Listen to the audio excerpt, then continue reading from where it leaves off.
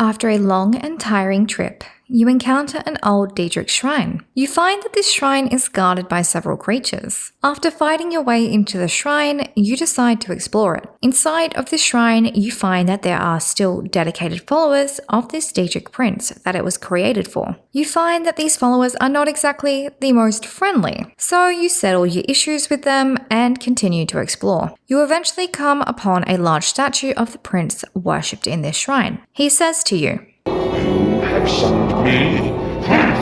You are all the same, but perhaps you can be of use to me." Hello and welcome to Anatomy of Fiction. In today's video, we will be discussing the Daedric Prince Malacath. More specifically, why would anyone worship Malacath, and why you may want to on your next playthrough. But to do this, we need to discuss several things. Firstly, who even is Malacath? So what are his origin stories, and what is he known by? Then we will move on to discuss the history of Malacath. So what historical events has he been involved in? This being Malacath's legacy. After this, we will discuss what is Malacath actually god over, along with who worships Malacath and how do they worship him. Finally, we will discuss the various creations of Malacath, from the various Daedric artifacts associated with him to his realm in Oblivion. So let us begin with who Malacath actually is. Malacath has many origin stories across different races throughout Tamriel. So depending on the specific race really depends on how Malacath came to be. One of the more popular origin stories when it comes to Malacath also includes the Altmiri ancestor spirit known as Trinimac, who is viewed as an deadra by some.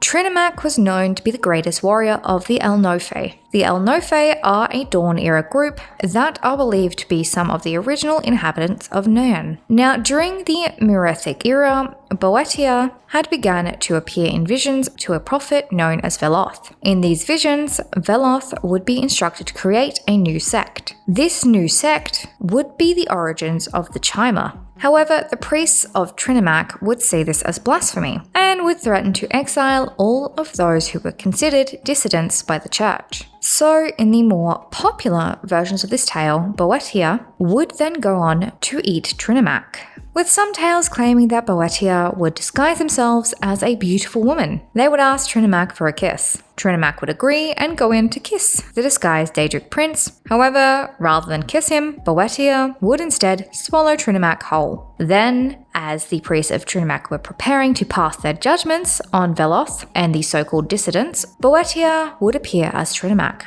The fake Trinimac would burp, pass wind, and speak foolishly in front of the crowd. And when the crowd grew larger, Boeotia would begin to tell the crowd that Trinimac's teachings were simply lies, and he was the biggest liar of them all. This was all done in Trinimac's voice, of course. This speech would horrify the priests and the crowd that had gathered. But Boeotia was not done with this little performance. No. She would produce a large pile of fecal matter that happened to contain the real Trinimac, who was disgraced after Boeotia's performance. With this, there are varying accounts about what happened next. The first being the followers of both Boeotia and Trinimac would rub the fecal matter from the pile onto their skin, and this is how they changed their skins. In other accounts, the pile of dung would slither away in shame. With this story, it is believed that during Trinimac's time in Boeotia's stomach, that he was twisted and transformed. After he was expelled from Boeotia's stomach, he would be banished to Oblivion.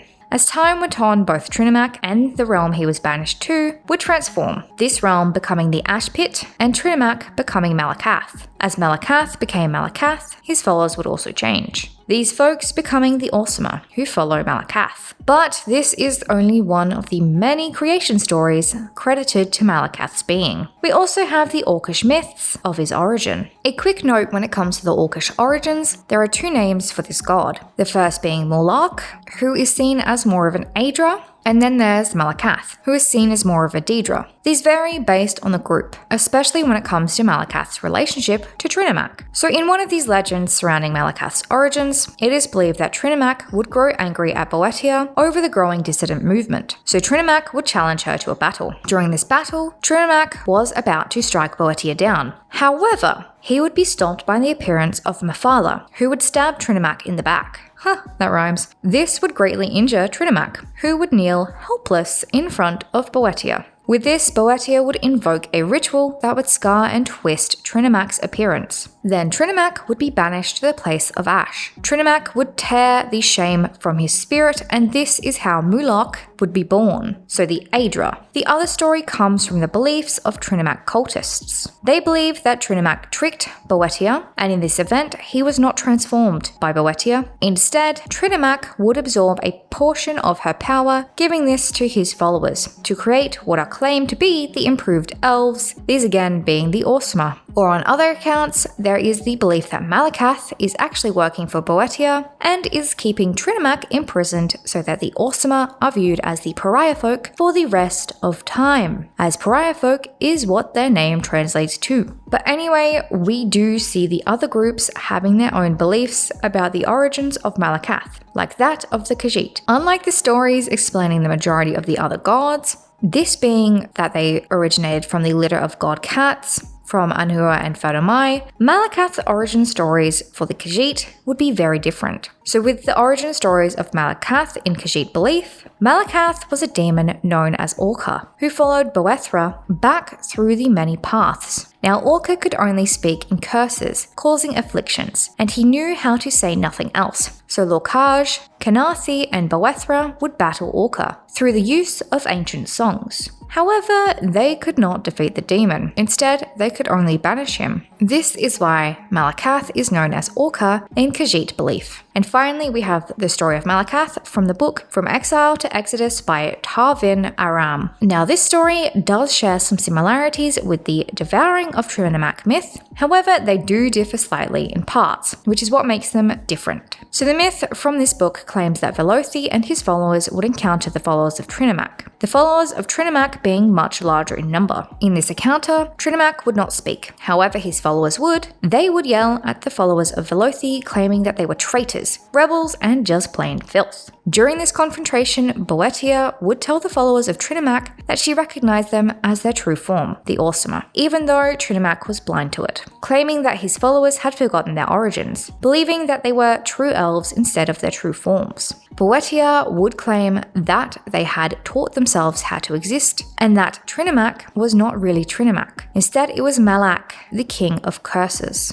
Boetia would reveal Malak's true form, and the real Trinimac would appear with Boetia. Malak, angered, would attack Boetia and Trinimac. Boetia would fall to her knees, retching up blood, and Trinimac would collapse, appearing dead. This seemed like the end for Boetia. However, with Boetia comes the Triangular Gate, this being the other Daedric princes, Mephala and Azura. Mephala would appear behind Boetia, holding her from behind, and Azura would appear and hold their staff to Boetia's mouth. Azura would shout a spell of her own. This spell would be a blessing to some, but a curse to others. And with this, Boetia's next expulsion would send Malak out onto the rocks. He would then rise, covered in blood and bile. However, he did not appear as Malak. He looked closer to the form of Trinimac, but with new armor and a gleaming red axe. He would then shout words that should never be uttered, as he claimed that the three Daedric princes had forgotten what it meant to be an exile. So with his words that never should have been uttered, the sky would split open, and thunderous rain and a howling wind would begin. The earth beneath them would break apart, with the pits that Malacath created, fire and death would raise from them. It is not completely known what would occur next. However, some rumors from the wise women from northern Resdania would claim that Mephala would manage to take a third of the followers to safety to the southeast, whilst Azura would also take another third of the followers to safety to the east, and Boethia would transport all who remained to oblivion. She would stop the land they were occupying from being destroyed,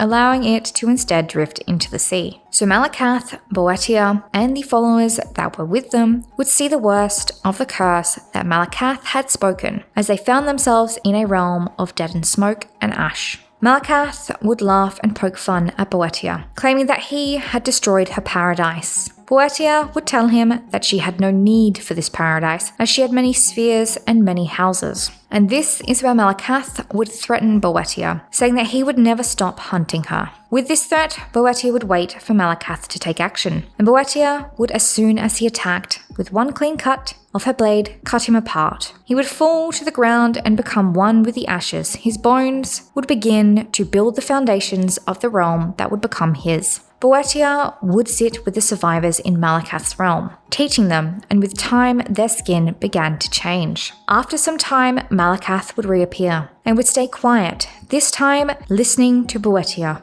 She would finally address Malacath, telling him that the curses he uses to control and enforce are not true. Both he and his followers know that. This is why they never feel satisfied, and that if he was to ever achieve glory, it must be done through the way of the word and the way of the sword. They would continue to be tested until they bear the proper tendencies of a hero, and this is where the god Malacath, along with the orcs, would originate in Dunmer legend. So from his various origin stories, we can already see several of the names that are used by various cultures to address Malacath. There are also various other names that are used to describe Malacath, like Lord of Monsters, this being due to him being believed to be the origins of the Goblinkin races, these being groups like gremlins, goblins, orcs, and other races.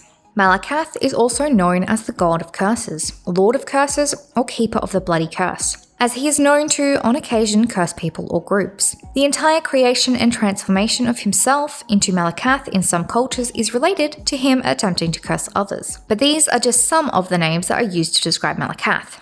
Based on Malacath's origin stories and his various titles, there are a few things that we can begin to deduce when it comes to why he may be worshipped by some. Firstly, when it comes to the orcish origins of Malacath, the view that the entity that became Malacath had tricked Boetia to provide power to their own worshippers to turn them into improved elves creates an idea that he is a benevolent being who helps those who worship him. So he drew power from Boetia to provide power to his own followers, and this is why they are the improved elves rather than the pariah folk, as their name suggests. Secondly, Malacath is believed to have been the creator or origin for the Goblinkin races, to the point where he will even refer to members of these races as little brothers. So he feels a connection with them and tries to protect them, at least in some ways. With the belief that they were created by him, they are likely to feel indebted to him. But this is just based on the names used for Malacath and his origins, meaning it does not provide the full picture on why he may be worshipped. For now, we should discuss Malacath's involvement in the history of Tamriel to learn more about why he may be worshipped by some. For Malacath's legacy, we should first begin in the First Era over in Skyrim. So during this time, Moloch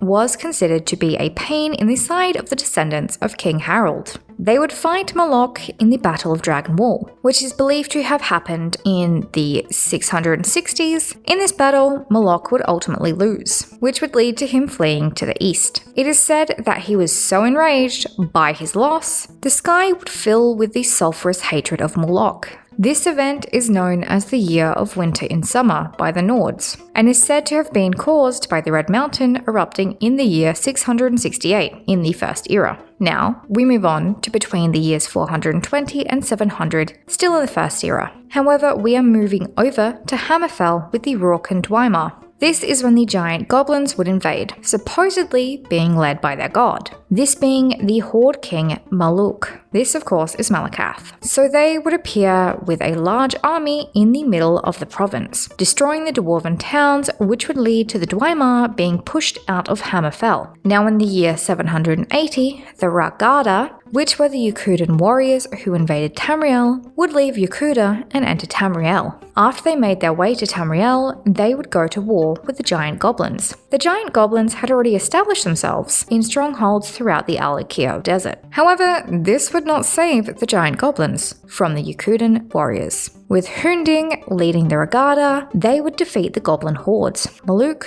would of course flee. Now we move into the Second Era, this being in the year 582. This is where the Worm Cult would attempt to summon Moloch. This was at the Ayleid ruins of Abermath. as this is where there was previously a shrine for Malacath. This shrine had housed the blood of Malacath. The blood of Malacath was, of course, not really blood. Instead, it was war paint, created from mud and red water. This war paint was gifted to a local group of orcs that was supposed to make them strong. So the worm cult believed that if they summoned Moloch would go on a rampage throughout Valenwood, leaving a path of death and destruction. This would allow the worm cult to raise an army from the corpses they believed that he would leave behind. This would make Moloch or Malacath an unknowing pawn in Morlag Baal's plan to dominate Nien. However, this plan would be foiled, of course, by the Vestige, as the Vestige, who was aided by Boetia, and Arithriel, who is a former worm cultist, would break into the sanctum in the shrine. Boetia would be assisting, as Boetia did not want to see Malacath summoned. Here, the Vestige would be successful in preventing the summoning of Malacath and would slay the leader of the worm cult, Cassia Varro. Moving on, but still in the year 582. It is a busy year, of course. This being over in the Blood Toil Valley. This is where a war would break out. This would be between the followers of the god Zer'en and the Drublog clan of Wood Orcs. Now the god Zer'en would grow impatient with how the war was playing out. So he would send an emissary to deal with Mathragor, who was the Bosma that was a follower of Zer'en. The emissary had come to warn Mathragor that his plan to unleash a curse upon the Drublog clan was actually a really bad idea, as this would only feed the anger of Malacath. Zer'en viewed this as a bad idea, as he felt that there had already been too much bloodshed in this war. It is unknown whether or not the Vestige would have assisted in convincing Mathragor not to release the curse, along with if Mathragor would actually go on to release the curse. Moving on to slightly later in the year 582.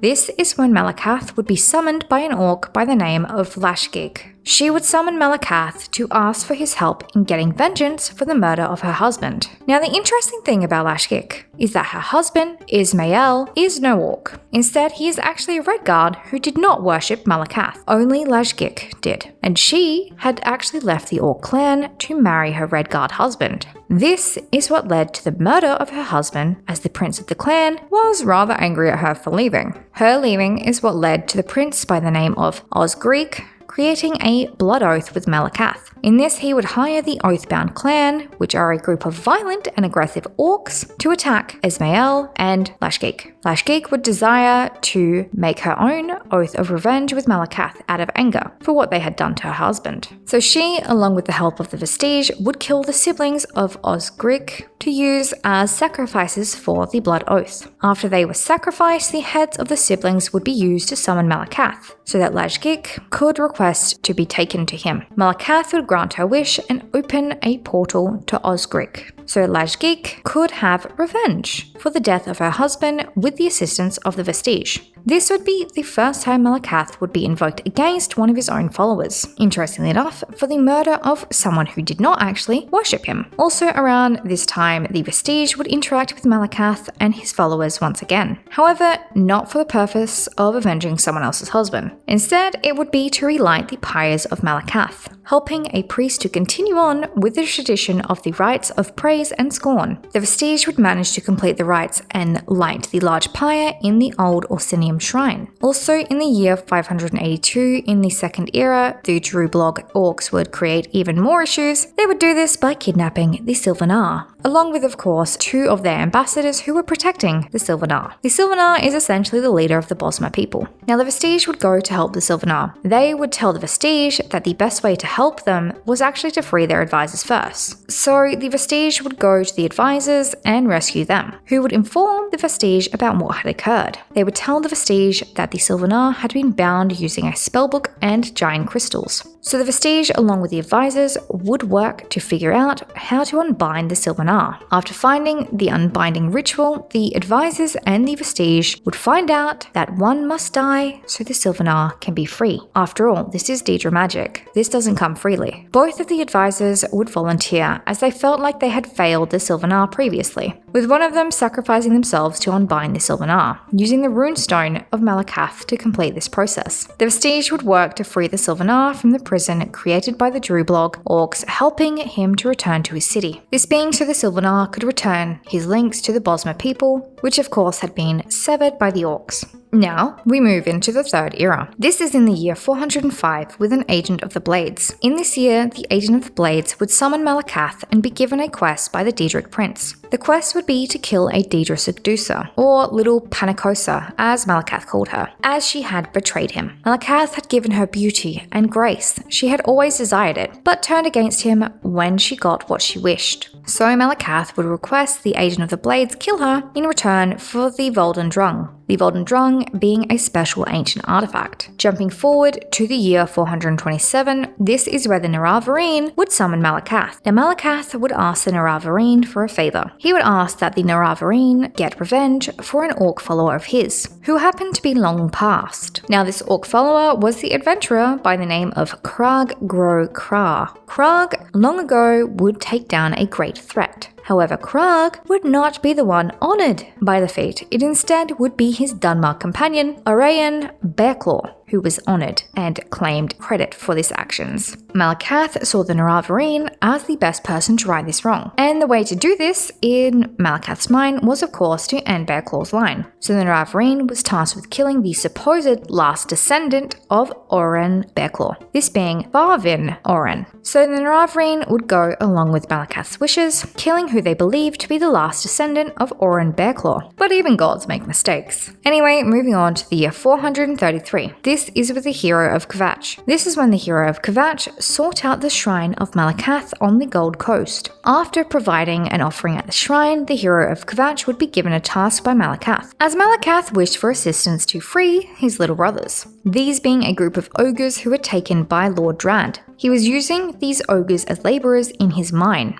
The hero of Kvatch would head to the mine and free the ogres. For this, they would be greatly rewarded. Moving on to the Fourth Era, around the 48th year. This is when Prince Atreus Mede, who had been severely wounded, along with his companion Sul, would find themselves in the ash pit. They had fled here from the scuttling void, avoiding near death. After they arrived in the ash pit, they would encounter an Ultima woman by the name of Silhansa, who would begin to take care of Atreus' wounds. During nursing Atreus back to health, the conversation would move on to what Atreus and his companion were doing in the realms of oblivion. Atreus would confess his plans to stop Umbriel, the floating city, and this is where Silhansa's beautiful form began to change. He was no longer the beautiful Ultima lady who had helped them. Instead, he was actually Malacath all along. And in this, their surroundings changed into a beautiful garden. He told Atreus he was not actually interested in him, nor his motives, but would help them due to Saul's motives as Saul desired vengeance. Moving on to the year 201, this is with the last Dragonborn. So the last Dragonborn would arrive at the orc stronghold of Largashbur over in Skyrim. At the time of the last Dragonborn's arrival at the stronghold, it was under attack by a group of giants. Now the last Dragonborn would speak to the wise woman who would claim that the orcs of this tribe were actually cursed by Malacath. So the last Dragonborn would help the tribe's leader, Yamaz, to summon Malacath in an attempt to lift this curse. This is where Yamaz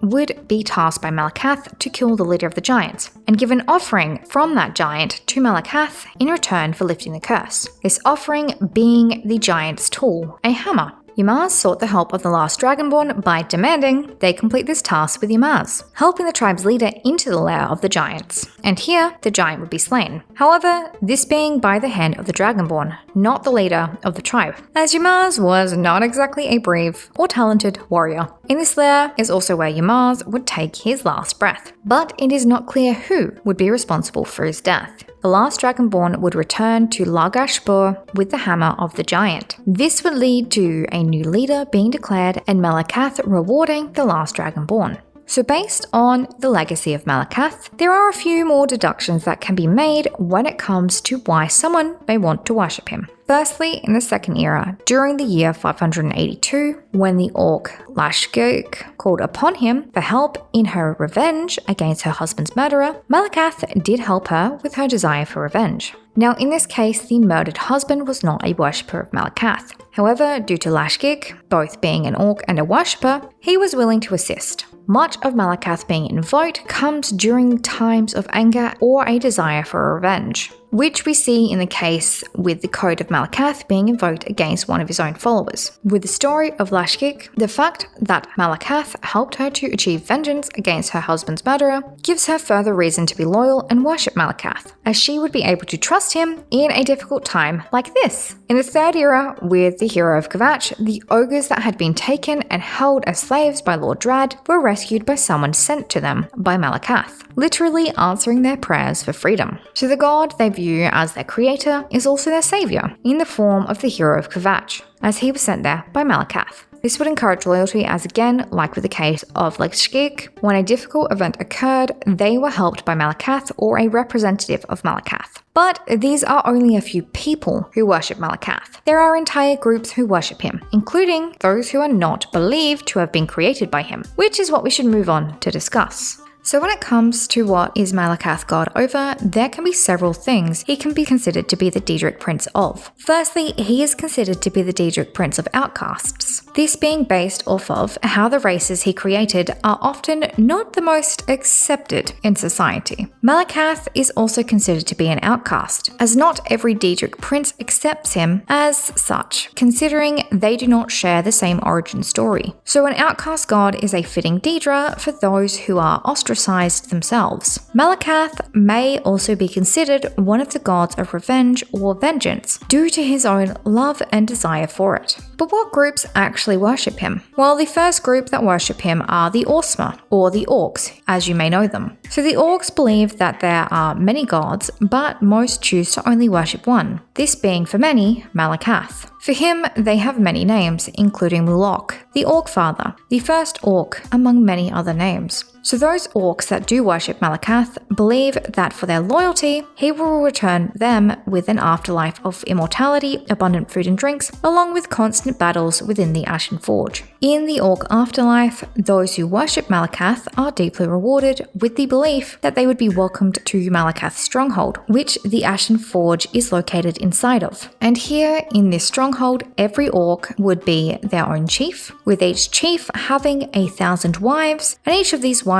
having 1,000 slaves, so that her every need could be met. Not even going to comment on the populations in Malacath's stronghold. Anyway, depending on the specific group, cult, or stronghold that an orc is from, it can vary their beliefs. However, many orcs do have strong beliefs about what is considered an appropriate weapon when it comes to fighting honorably, as fighting honorably matters very much to the orcs. Many orcs believe that using distance weapons, like bows and arrows, are dishonorable, as these are the weapons of a hunter, not a warrior. Many orcs who are part of the cult of Malacath believe that it is most honorable to fight chest to chest, in hand-to-hand combat. Within the cult of Malacath, there are many subgroups, like that of the Oathbound clan. The Oathbound clan are a group of specialist warriors. They are some of the most skilled warriors that exist in all of Tamriel. These warriors dedicate themselves to Malacath. As part of the Oath of the Orcs, orcs are not allowed to attack the Oathbound warriors. Then there are also the orcs who follow the Code of Mulok. The Code of Mulok is pretty simple.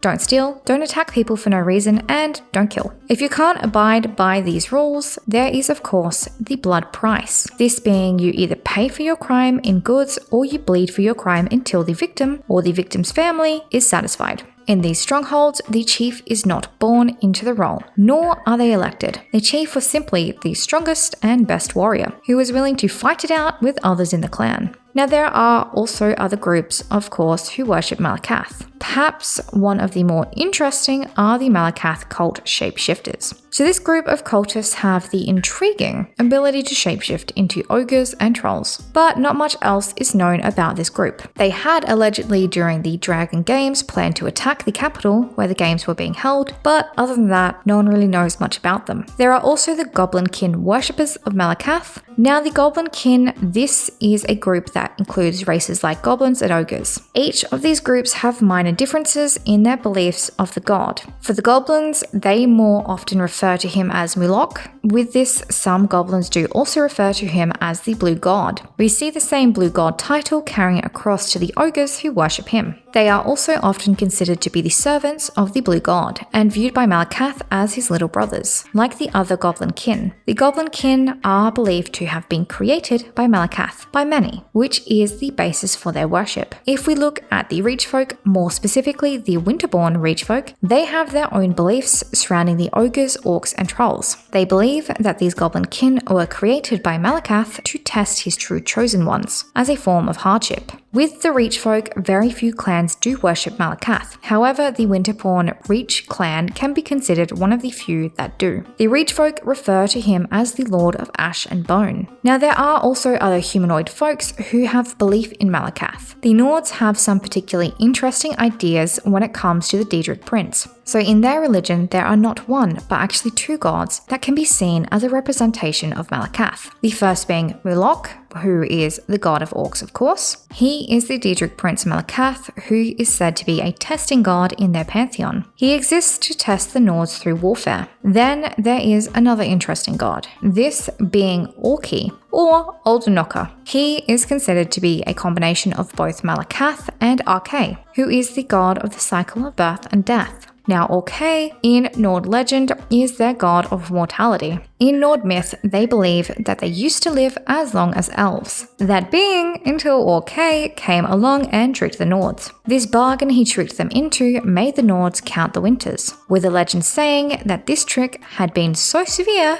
that the Nords at one point only had a lifespan of 6 years. This would be until Shor, who was the god of the underworld and is essentially the Nord version of Lorcan, would show up. Shor would remove the curse limiting the lifespan of Nords and throw the majority of it onto the orcs. Orke today is more seen as a guardian of the dead. Now, moving on to the Dunmer. Malacath is not a worshipped god, but he is still believed in. Instead, Malacath is viewed as more of a testing god, as he is a member of the House of Troubles. So in Dunmeri belief, Malacath is the first corner of the House of Troubles. They believe him to be the reanimated dung that was once Trinimac, and they view him as a weak but vengeful god who tests the Dunmer people for physical weakness. So when we look at the aspect of what races and groups specifically worship or view Malacath as an enemy, we can begin to better understand the why someone may choose him as their deity. With the various groups of orcs, the idea of the heaven that he provides, along with the code to live by, may be seen as desirable. As to those who he views has lived well during their life and followed a life that goes along with his own ideals, Malacath greatly rewards them in the afterlife, saving them a place in his stronghold. Now, with the Nord beliefs, Mulok is believed to be a testing god, testing them in warfare. Now, this may sound like a bad thing. However, based on the Nords' own beliefs about death and entry into Sovngarde, it is actually a good thing, considering entry into this heavenly place is actually based on proving yourself in battle or dying valiantly. So a god like Malacath provides this chance. As if life were to be peaceful, there would be no ability to enter their version of heaven, which is why they may view Malacath in more of a godly sense. Yes, a testing god, but a god nonetheless. This being similar to the Reach folk who view hardship as part of life, valuing struggle and embracing pain as a form of wisdom. So for the few groups that do have some form of worship for Malacath, they value what they perceive to be as a test from him. But this is still only part of the story. We should now move on to discuss the various creations of Malacath. So when it comes to Malacath, there are several artifacts that are related to him, along with the Goblinkin and the Ash Pit. But we should begin with discussing the Ash Pit. The Ash Pit is commonly believed to be tied to the transformation of Trinimac into Malacath. However, its exact creation is unknown.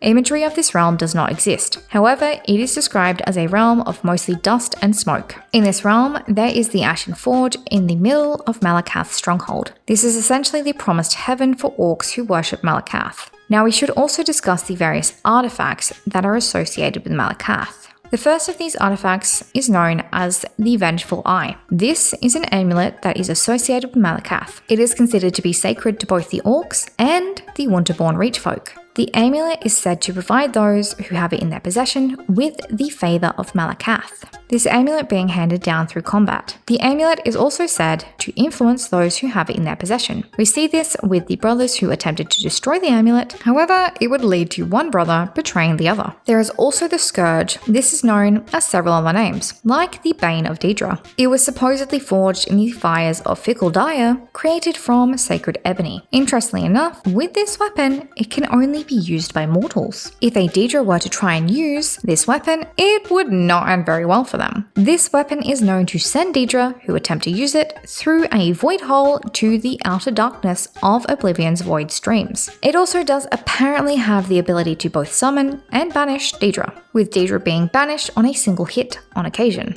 Deadra, it is said to summon Ardramora and Scamps. These are from Oblivion and are said to be these deadra that were previously killed by the artifact. It is considered to be a bold defender of the Friendless, which is another reason why it is linked to Malacath. So if we look at these two artifacts alone, they provide the user with both influence and power, as the amulet itself is said to win the favor of Malacath just by having it in your possession, and the Scourge gives you the power to summon and banish deadra, this making it rather useful during combat. Along with the idea that the realm Malacath has dominion over, for those who abide by his code are provided for. There is the idea that in both life and in death, those who have the favor of Malacath are well treated by him. So based on Malacath's origins, history, worshippers, and creations, why would or wouldn't someone worship Malacath? Well, when it comes to the belief of how Malacath came to be by certain orcish groups, they essentially believe that their form was a reward, a sharing of some of the Daedric power of Boetia, this making them better than the other races in the opinion of the orcs, rather than the pariahs that the elven name makes them out to be. So for those that believe in this origin story, Malacath seems closer to a good god than an evil one, like several other deadra are considered to be.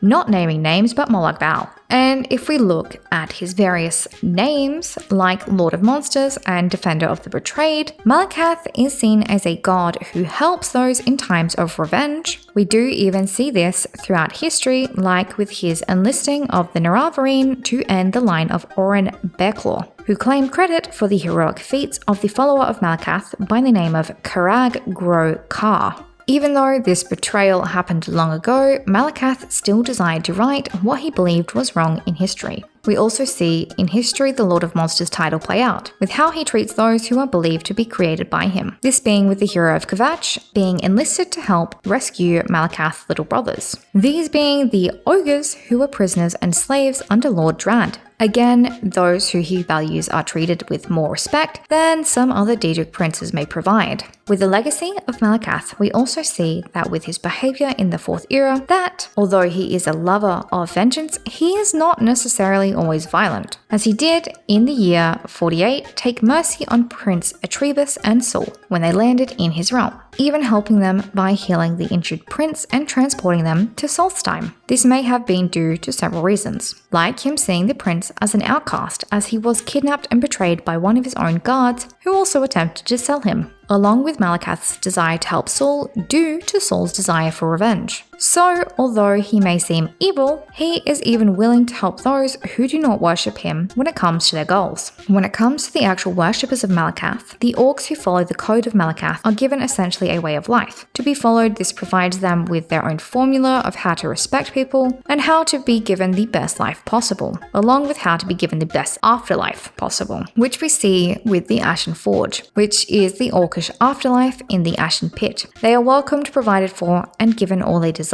Even in other cultures like the Nords, who view Malacath as more of a testing god, the Mulok aspect of Malacath is still important when it comes to the achievement of entry into the afterlife. On the other hand, we also see where there have been attempts to use Malacath and his desire for blood, not in a way of worship, but more in a sense of using him as a pawn to play out someone else's game. We see this with the Worm Cult in the 2nd era in the year 582, attempting to summon Malacath so that he would leave a path of death and destruction in his wake, which in turn would provide the necromancers of the Worm Cult fuel for their undead army, making the summoning of him not so much worship, instead just a means to an end, or a cog in their machine to bring about the end of time as people knew it. So when it comes to the worship of Malacath, many choose to worship him due to their belief in his origins and their own, as they believe that he created them as the superior races. They also believe that they are able to call upon him in a time of need, and if they follow the code of Malacath, they are guaranteed an afterlife without struggle. So you may yourself desire to worship Malacath if you believe in his orcish origins, that he desired to improve orcs, like yourself, you like others who have called upon him are considered an outcast, or you just have a desire for vengeance. So let me know in the comments, would you worship Malacath? If you enjoyed this video, then you will enjoy this one. It is about Sheogorath and why some may want to worship him.